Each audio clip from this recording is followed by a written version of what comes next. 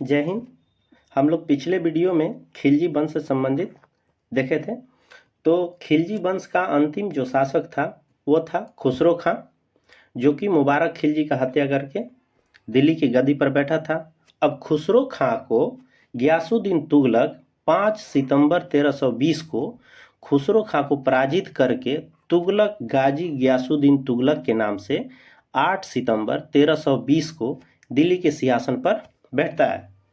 गयासुद्दीन ने अलाउद्दीन के समय में लिए गए अमीरों की भूमि को पुनः लौटा दिया। अलाउद्दीन खिलजी क्या किया था कि अमीर को जितने भी भूमि उपहार में दिए गए थे या फिर वेतन स्वरूप दिए गए थे, उन सारे भूमि को गयासुद्दीन तुगलक अब उसी अमीरों को लौटा देता है, ताकि वो उसके प्रति मतलब इसको सपोर्ट कर सकें और ये अच्छे शासक बन सके। तो इसने सिंचाई के लिए कुएं एवं नहरों का निर्माण करने वाला गयासुद्दीन पहला सुल्तान था। ये गयासुद्दीन तुगलक जो है वो नहर का निर्माण करने वाला दिल्ली सल्तनत का पहला शासक था, जो कि नहर और कुओं का निर्माण किया था। गयासुद्दीन तुगलक ने दिल्ली के समीप स्थित पहाड़ियों पर तुगलकाबाद नामक एक नया नगर बसाया था, जो रोमन शैली में निर्मित। इसी नगर में एक दुर्ग का निर्माण भी हुआ था। इस दुर्ग को 56 कोट के नाम से भी जाना जाता है। तो दिल्ली के जो समीप एक पहाड़ी है, जहां पर तुगलकाबाद नाम का एक नया शहर गयासुद्दीन तुगलक बसाता है, और वो रोमन शैली में निर्मित करवाता है, बनवाता है, और यहाँ पर एक दुर्ग बनाता है जिसका नाम है 56 कोट। बंगाल विजय के उपलक्ष्य में स्वागत के लिए उसका बेटा जूना खां ने अहमद एजाज द्वारा निर्मित लकड़ी के महल में गयासुद्दीन तुगलक की मृत्यु दबकर 1325 ईस्वी में हो गई। अब यहाँ क्या हो रहा है कि बंगाल में ये अभियान के लिए गया था, तो वहाँ से विजय होकर जब वापस लौट रहा था, तो इसका बेटा जोना खां जो था, जिसका जूना खां यहाँ नाम है, जोना खां जो था वो अहमद एजाज एक बनाने वाला जो घर था, तो वो लकड़ी का घर एक बनाता है उसको रुकने के लिए। तो वहाँ उस लकड़ी के महल में लकड़ी गिर जाने की वजह से गयासुद्दीन तुगलक की मृत्यु हो जाती है 1325 ईस्वी में।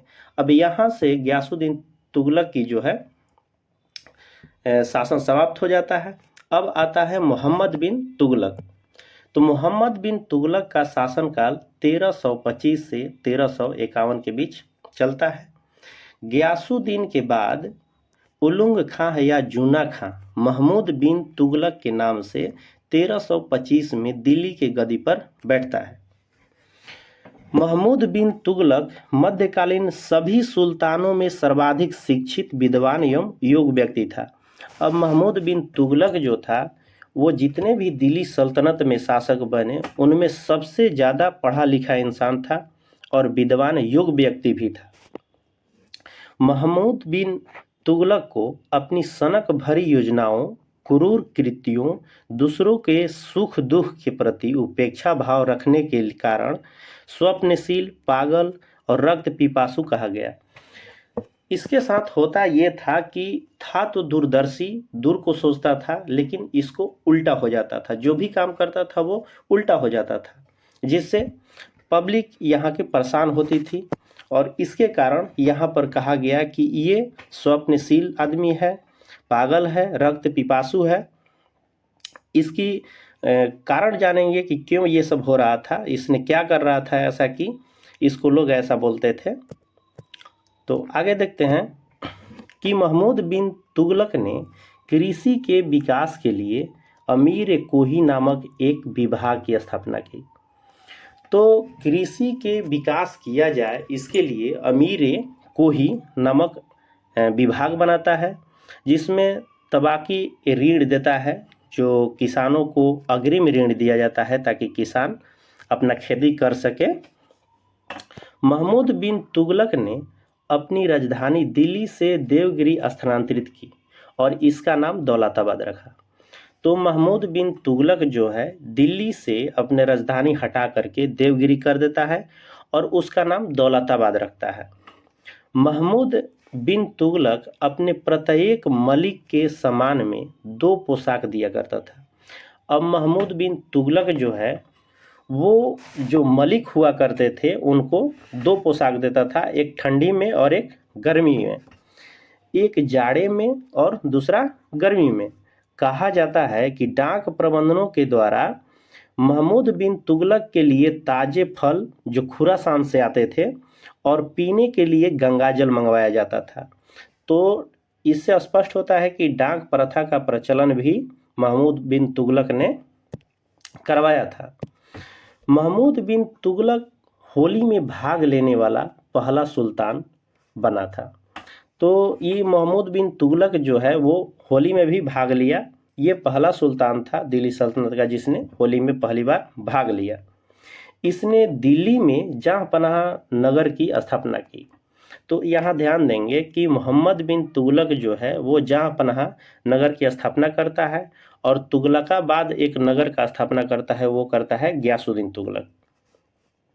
सांकेतिक मुद्रा के अंतर्गत महमूद बिन तुगलक ने कांसा जो फरिश्ता के अनुसार था कि कांसा के सिक्का चलाया था, और तांबा जो बरनी के अनुसार था, जो जियाउद्दीन बरनी है उसके अनुसार बोला गया कि तांबा का धातुओं के सिक्के चलवाए, माने कांसा और तांबा का सिक्का चलवाया था, जिनका मूल्य चांदी के रुपए टका के बराबर होता था।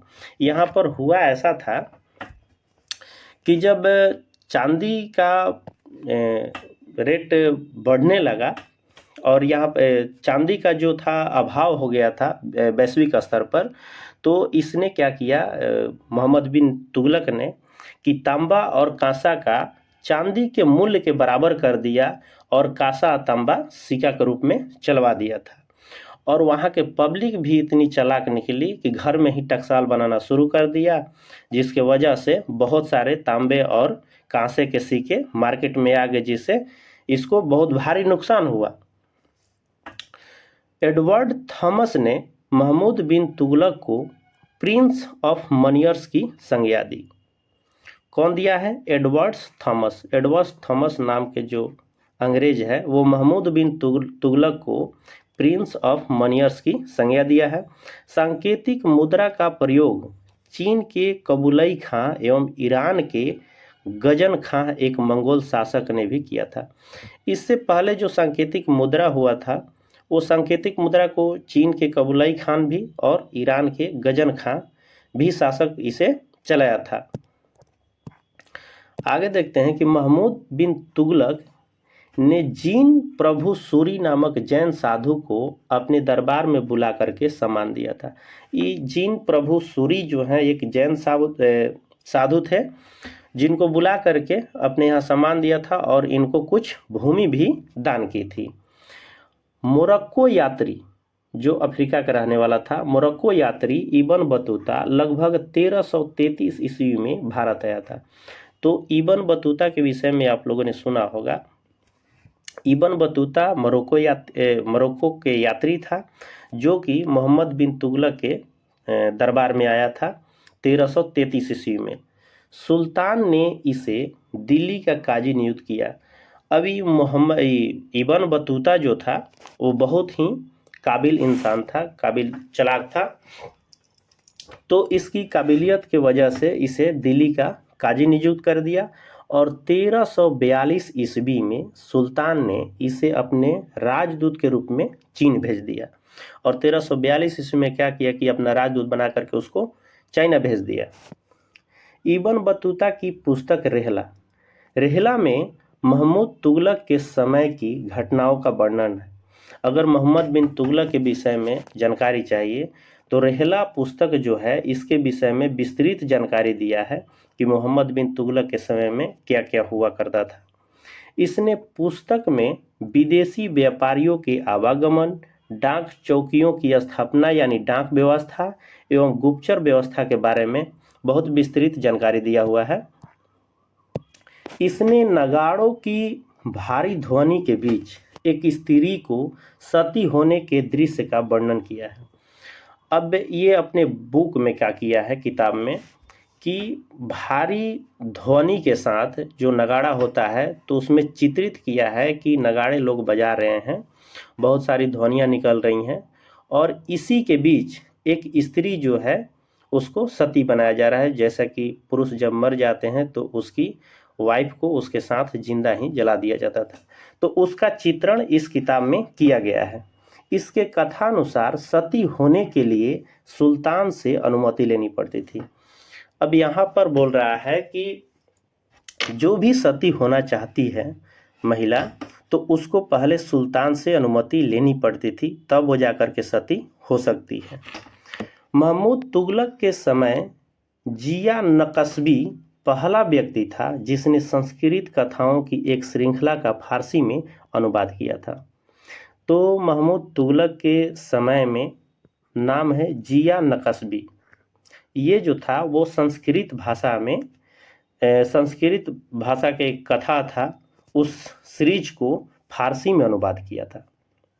इस पुस्तक का नाम तूतीनामा है। तो तूतीनामा का लेखक जो है वो है जिया नकशबी, जिसमें एक तोता एक ऐसी विरहणी नायिका को कहानी सुनाता है जिसका पति यात्रा पर गया है। तो तूतीनामा नाम से ही लग रहा है कि एक तोता है इसमें। तो तूतीनामा में एक तोता है जो विरहणी नायिका है, उसका पति कहीं यात्रा पर गया हुआ है, उसके विषय में कुछ कहानी सुना रहा है।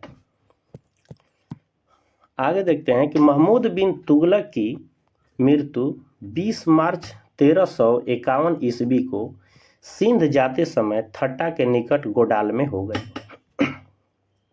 अब महमूद बिन तुगलक जो था वो 20 मार्च 1351 को उसका मृत्यु हो जाता है, जो कि सिंध जाते समय थट्टा नामक एक जगह है, वहाँ पर इसकी मृत्यु हो जाती है। महमूद बिन तुगलक के शासनकाल में दक्षिण में हरिहर एवं बुका नामक दो भाइयों ने 1336 में स्वतंत्र राज्य का विजयनगर की स्थापना की। अब इसके टाइम में हो रहा था कि कुछ जो राज्य थे वो अपने आप को स्वतंत्र घोषित कर रहे थे। उसमें थे हरिहर एवं बुका, जो दक्षिण भारत में ये राज आता है। तो हरिहर एवं बुका जो था 1336 में स्वतंत्र राज्य बनाता है, जिसका नाम था विजयनगर। तो विजयनगर साम्राज्य की स्थापना करता है 1336 में। अब महाराष्ट्र में अलाउद्दीन बहमन शाह, महाराष्ट्र के इलाका में अलाउद्दीन बहमन शाह जो है वो 1347 में स्वतंत्र बहमनी राज्य की स्थापना करता है। तो यहाँ पर 1336 में विजयनगर की स्थापना हरिहर एवं बुका कर देता है और 1347 में अलाउद्दीन बहमन शाह बहमनी राज्य की स्थापना महाराष्ट्र के इलाका में करता है। महमूद बिन तुगलक की मृत्यु पर इतिहासकार बदायूनी लिखता है कि अंततः लोगों को उससे मुक्ति मिली और उसे लोगों से। ऐसा इसलिए बदायूनी कहता है क्योंकि मोहम्मद बिन तुगलक जो था ये सोच की दूरदृष्टि सोच के था, पर जो भी डिसीजन लेता था उसका उल्टा हो जाता था, जिससे होता क्या था कि वहाँ के पब्लिक भी परेशान होती थी और ये राजा भी परेशान हुआ करता था। इसलिए बदायूनी ने लास्ट में लिखा कि अंततः लोगों को उससे मुक्ति मिलती है और उसे लोगों से मुक्ति मिल जाती है। मोहम्मद बिन तुगलक शेख अलाउद्दीन का शिष्य था। तो मोहम्मद बिन तुगलक का गुरु कौन थे? तो शेख अलाउद्दीन।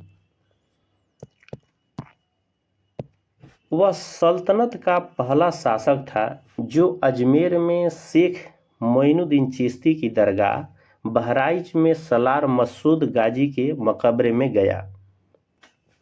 तो दिल्ली सल्तनत में सबसे पहले जो अजमेर के शेख मोइनुद्दीन चिश्ती के दरगाह पर कुतुबुद्दीन मोहम्मद बिन तुगलक गया था और बहराइच में सलार मसूद गाजी के मकबरे पर भी गया था। महमूद बिन तुगलक ने बदायूनी में मीरन मुलहिम और दिल्ली में शेख निजामुद्दीन औलिया, मुल्तान में शेख नुकरुद्दीन, अजूबदन में शेख मुल्तान आदि संतों के कब्र पर मकबरे बनवाए। तो इन सभी संतों के कब्र पर मकबरे का निर्माण भी मोहम्मद बिन तुगलक ने करवाया था। अब मोहम्मद बिन तुगलक के द्वारा किया गया कुछ अन्य कार्य जिसके लिए उसको पागल कहा गया, रक्त पिपासु कहा गया, वो यही कार्य थे कि दोआब के क्षेत्र में कर की वृद्धि कर दिया। दोआब के क्षेत्र में आप लोग जानते हैं कि फसल बहुत अच्छी होती है, लेकिन जिस टाइम में कर की वृद्धि की उस टाइम में वहाँ पर बाढ़ आ गया या तो सुखाड़ हो गया, तो जिसके कारण जो भी राजस्व आने थे, बढ़ने थे, वो नहीं हो पाए। तो ये फेल हो गया इसका, जो कि कर का वृद्धि किया था 1326 ईस्वी से लेकर 1327 ईस्वी के बीच में। राजधानी परिवर्तन जो दिल्ली से दौलताबाद ले गया था, देवगिरी, तो 1326 से लेकर 1327 के बीच में ये भी किया था, तो वो भी असफल हो गया।